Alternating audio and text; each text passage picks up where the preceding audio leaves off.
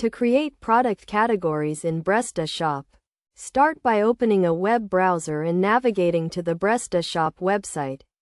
Click the Get Started button.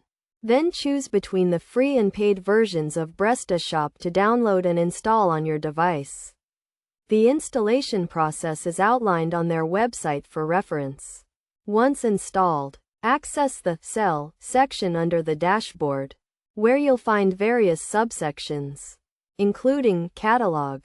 In the Catalog section, you can view products, categories, monitoring, attributes, features, brands, suppliers, files, discounts, and stocks. To create a new product category, click on Categories and then select Add a new category.